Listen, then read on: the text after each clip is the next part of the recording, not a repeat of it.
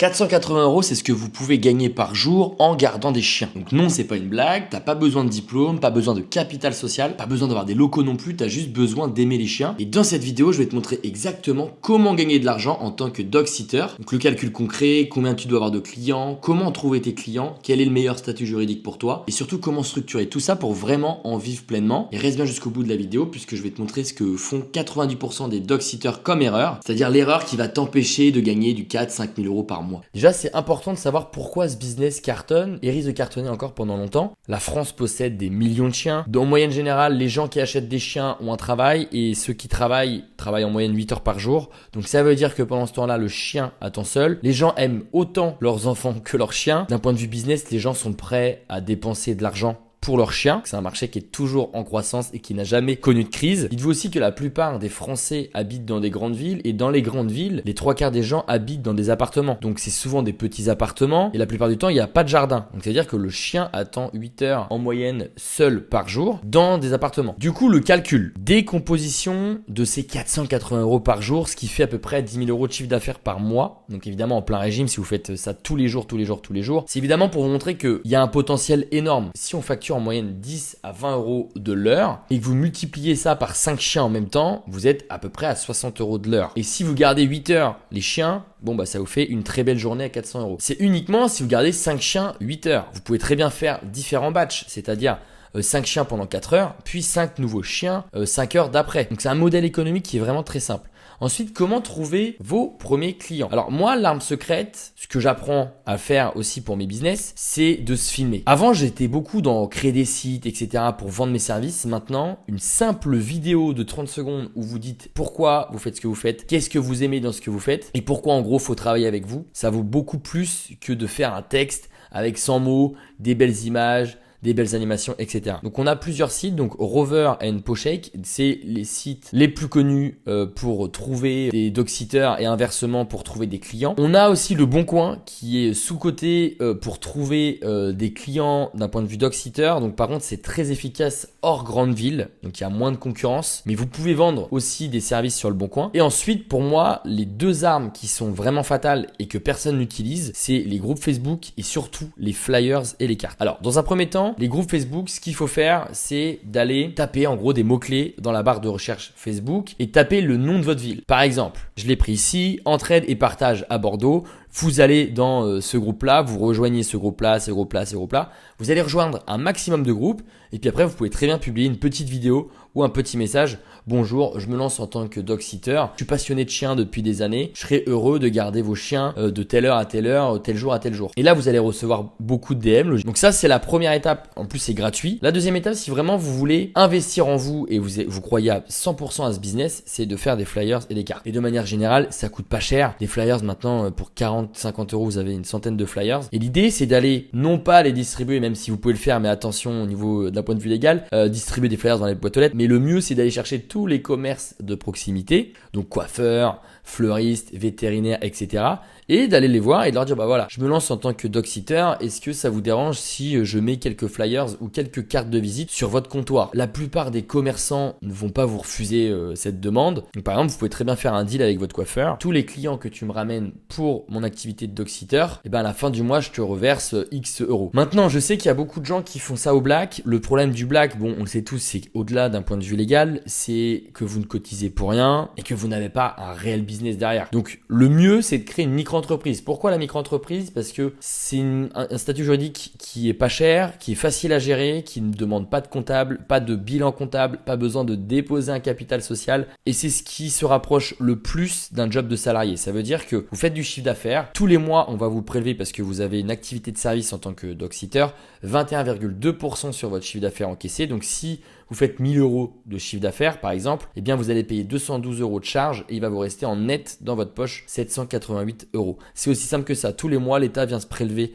21,2% du chiffre d'affaires que vous avez encaissé et le reste, c'est dans votre poche. Pourquoi aussi il faut vraiment une micro-entreprise? Parce qu'il y a beaucoup de clients qui peuvent vous demander des factures, surtout si vous travaillez longtemps avec ce genre de clients et surtout si vous voulez vraiment vous développer. À la fin de cette vidéo, je vais vous montrer un modèle économique, donc comment créer un abonnement de dog sitter. Il vous faudra forcément des factures. Et ensuite, quand vous vous avez un statut juridique, vous pouvez aussi opter pour une RC Pro. Vous êtes couvert en cas de pépin avec un chien, etc. Et ce qui est top avec la micro-entreprise, et ensuite je vais vous montrer comment créer votre micro-entreprise de A à Z, c'est au niveau des charges. Admettons, vous partez 2 mois en vacances, du coup, vous n'avez pas d'argent qui tombe. Pendant ces 2 mois-là, vous n'avez pas encaissé d'argent. Vous avez donc fait 0 € de chiffre d'affaires. Vous ne payez aucune charge, contrairement à la SASU, le URL, etc. Maintenant, vous allez cliquer sur le lien en description et vous allez suivre exactement les mêmes étapes que moi. Et on va créer votre micro-entreprise de Dogsitter de A à Z. Du coup, vous arrivez ici. Donc, c'est un petit formulaire à remplir. C'est assez facile, mais suivez bien quand même toutes les étapes qu'on va faire ensemble. Donc, votre activité est-elle artisanale? Alors, en tant que Dogsitter, non. Quand souhaitez-vous démarrer votre micro-entreprise? Bon, bah, admettons que ce soit le plus tôt possible, hein. Donc, dès que possible. Avez-vous déjà été auto-entrepreneur? Si vous regardez cette vidéo, je pense que non. Donc, cliquez sur non. Là, on nous rappelle l'intérêt de créer une SASU. Vous pouvez aussi passer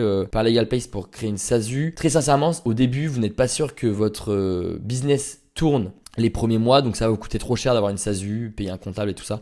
Donc créez d'abord une micro-entreprise où sera fixé le siège social de la micro-entreprise. Alors si vous n'habitez pas à Paris, je vous conseille de domicilier votre micro-entreprise chez LegalPlace parce qu'en fait chaque année vous allez devoir payer la CFE. Alors la CFE, vous êtes exonéré la première année d'activité, donc vous pouvez très bien cliquer ici pour le moment. Mais la CFE après elle sera basée sur le chiffre d'affaires de votre micro-entreprise et le taux de CFE de votre ville, et le taux de CFE de Paris est le moins élevé. Consultant et freelance. Donc ici, on peut cliquer sur autre. Là, renseignez bien votre identité. Donc moi, c'est Louis Pile. Votre adresse email, votre numéro de téléphone. Que recherchez-vous? Lancer mon activité de Dogsitter en déléguant toutes les démarches. Donc cochez bien cette case-là. Continuez. Et là, LegalPlace prépare le dossier de notre micro-entreprise de Dogsitter.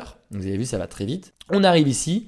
C'est pas un abonnement, donc pas de panique. Moi, je vous conseille de prendre ce pack-là. Hein, c'est le standard, il est très bien. Vous allez avoir le cabis, donc la carte d'identité de votre micro-entreprise. Là où ça peut être hyper avantageux pour vous, c'est qu'ici, vous allez avoir en plus l'obtention de l'ACRE. L'ACRE, c'est une aide à la création d'entreprise. Donc la première année, en gros, vous êtes exonéré à 50% de cotisation sociale. Donc là, on reprend notre exemple ici. Vous êtes Dogsitter. Vous devez donner quasiment 22% de cotisation tous les mois. Bien, avec l'ACRE, si vous êtes éligible, vous allez donner seulement 12%. Et pour savoir si vous êtes éligible à l'ACRE, vous tapez éligibilité ACRE sur Internet ou alors vous faites une pause sur cette vidéo et en gros, vous devez être dans l'une des catégories suivantes. Donc soit vous avez entre 18 et 25 ans, soit vous avez moins de 30 ans mais vous bénéficiez et vous ne bénéficiez pas d'allocation d'aide au retour à l'emploi, donc de chômage, etc., etc. Donc moi comme j'ai moins de 30 ans, bah du coup je suis éligible à l'ACRE, donc je vais cliquer sur choisir le pack express. Donc là moi je vais ajouter et continuer pour payer moins de CFE, mais là c'est pas obligatoire la première année, donc vous pouvez très bien cliquer sur peut-être plus tard, ajouter et continuer. Là au début c'est pas obligatoire d'avoir un compte bancaire professionnel, même si je vous le conseille, mais maintenant vous pouvez aller voir votre banque et dire que vous voulez ouvrir un compte bancaire pro. C'est bien en gros de distinguer l'argent que vous allez encaisser avec votre micro-entreprise et l'argent personnel pour gérer votre loyer, vos courses et vos dépenses du quotidien. Moi, je vais ajouter et continuer, mais c'est pas obligatoire. Et enfin, on arrive ici. Donc, on va bien avoir une micro-entreprise de Dogsitter. C'est LegalPlace qui se charge de tout sans faire d'erreur juridique, sans se tromper dans le code APE, versement libératoire ou pas, etc. Bref, ils vont vraiment créer la micro-entreprise la plus optimisée possible pour vous. Vous allez ajouter un code de réduction, c'est Louis 15, qui vous permet de bénéficier de 15% de réduction. Hop, Louis 15. Et ici, vous avez gagné quasiment 15 €. Vous faites procéder au règlement, carte de crédit, PayPal ou Google Pay. Et ensuite, une fois que c'est fait, LegalPlace se charge de créer votre micro-entreprise de Dogsitter. Maintenant, passez à l'échelle parce que tous les Dogsitters font beaucoup de blagues. C'est un complément de revenu, mais personne n'arrive vraiment à en vivre alors que beaucoup de Dogsitters rêveraient de faire du 3 à 5 000 € par mois, même plus de chiffre d'affaires. L'erreur de 90% de Dogsitters, c'est qu'ils font soit de la garde individuelle, soit ils ont des prix trop bas. Du coup, ils vont avoir un plafond, je l'ai mis ici, à 800 € par mois et beaucoup trop de black. Le black, c'est bien, c'est marrant au début quand on lance une activité pour payer ses courses, mais vous n'allez pas payer grand chose maintenant au black. Pour se différencier, pour passer à l'échelle, avoir beaucoup plus de clients et gagner plus d'argent, vous devez déjà voir votre activité par minimum 4 à 5 chiens par heure. Je dis pas que tous vos clients vont vous payer 10 heures par jour. Généralement, les clients peuvent vous payer 4-5 heures par jour. Et du coup, si vous voulez travailler beaucoup plus, vous pouvez très bien faire du 10 heures par jour. Sauf qu'il faut avoir, par exemple, le matin, vous avez 5 chiens. 5 chiens à 10 € minimum de l'heure, ça fait du 50 € de l'heure. Vous faites déjà 250 € la matinée. Et l'après-midi, vous pouvez aller chercher 5 autres chiens pendant, pareil, 5 heures et vous faites encore 250 € l'après-midi. Donc ça, c'est pour la partie groupée. Pension week-end. Donc par exemple, c'est du babysitting de chiens, ça veut dire que quand vos clients partent en soirée ou en week-end en amoureux, etc., vous pouvez très bien dire, voilà, je garde le chien un week-end, vous vous occupez des croquettes, etc. Ou alors le propriétaire du chien vous file les croquettes directement. Tu peux facilement facturer 40, 50 euros, 60 euros la nuit par chien. Donc pareil, tu peux très bien faire de la communication sur les réseaux, etc. pour dire, bah voilà, ce week-end-là, moi, je garde maximum 5 chiens. Là où je trouve que c'est hyper malin, parce qu'en fait, le problème, c'est qu'il y a des gens qui vont te prendre 2 heures par-ci, 2 heures par-là. Essaye de faire un abonnement pour essayer de prévoir ce que tu peux toucher tous les mois en tant que dog-sitter. Donc moi, ce que je ferais à votre place, c'est de me dire, ok, je vais faire une offre un peu premium. Voilà, c'est 500 euros minimum par mois. Donc tu fais une facture de 500 euros. Tous les mois, on te paye 500 euros. Et par contre, tu as la possibilité de m'amener ton chien tous les jours. Comme ça, déjà, si tu as 5 clients fidèles, tu es déjà à minimum 2500 euros par mois de chiffre d'affaires. Donc tu es sûr d'en vivre. Et ensuite, après, bah, les promenades groupées, les pensions week-end, etc., bah, ça, c'est de l'extra. Et là, tu peux vite monter à 4-5 000 euros de chiffre d'affaires par mois. Ensuite, j'ai mis soyez créatif et différenciez-vous. Ne vous dites pas je suis dog-sitter. Non, dites-vous vous êtes un entrepreneur. Vous êtes là pour vous différencier, gagner plus d'argent que vos concurrents et du coup, comme vous gagnez plus d'argent, apporter un meilleur service, un service haut de gamme à vos clients. Donc moi, j'ai mis, c'est des exemples assez bateaux, mais pour que vous puissiez mieux comprendre l'idée derrière, créer des services à valeur ajoutée. Par exemple, taxi chien. Je sais qu'il y a des dog-sitters en fait qui ne se déplacent pas. Vous pouvez facturer un tout petit peu plus cher, mais par contre, vous allez chercher le chien chez votre propriétaire et vous le ramenez le soir. Ou alors vous prenez carrément une voiture. Mais ça dépend si vous êtes en grande ville ou pas. Ensuite, il y a bain et brossage après les sorties en forêt. Il y a beaucoup de dog-sitters qui amènent les chiens en forêt, sauf que le chien, surtout les poils longs, ils sont dégueulasses. Du coup, vous récupérez votre chien, ok, il s'est défoulé, mais il est dégueulasse. Donc vous rentrez du taf, vous êtes fatigué. Et c'est-à-dire que le soir, il faut aussi laver le chien. Non, proposez un service, voilà, on l'a emmené en forêt, je l'ai nettoyé avec un bon produit, etc. Jouez aussi sur l'expérience premium. Soignez vos clients. Les clients, évidemment, c'est les chiens, mais vos clients finaux, ça reste les propriétaires de chiens.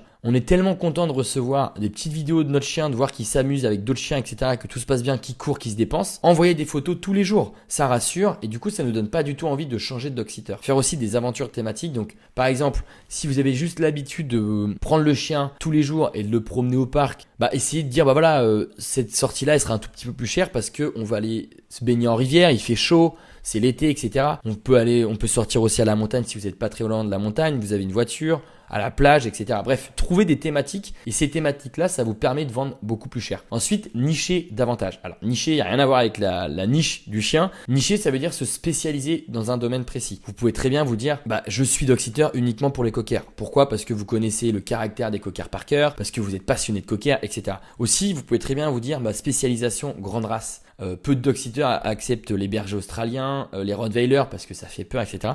Vous, si vous êtes adepte de ces chiens-là, bon bah vous pouvez facturer beaucoup plus cher. Moi, si j'ai un rottweiler, je veux pas le filer à un mec qui n'y connaît rien. Je vais le filer à un dog-sitter qui est spécialisé en rottweiler, mais du coup, je sais que dans ma tête, je vais payer un tout petit peu plus cher. Ensuite, vous pouvez aussi, voilà, c'est un exemple, mais vous spécialisez en vieux chiens parce que ça demande plus de soins, les médicaments, ça demande beaucoup plus d'attention, etc. Mais de manière générale, posez-vous la question, est-ce que mes concurrents proposent ça ? Et surtout, pourquoi on vous paierait plus cher ? Si on travaille avec vous, c'est parce que vous êtes passionné de chiens, et encore tous les dog-sitters logiquement sont passionnés de chiens, et parce qu'on a confiance en vous, parce que vous avez un service de qualité, parce que vous proposez des événements, parce que ça allège sincèrement la charge mentale du propriétaire du chien. Si on est là à se dire attends, à quelle heure faut que j'aille le chercher ? Non, si vous ramenez le chien après le travail du client, etc.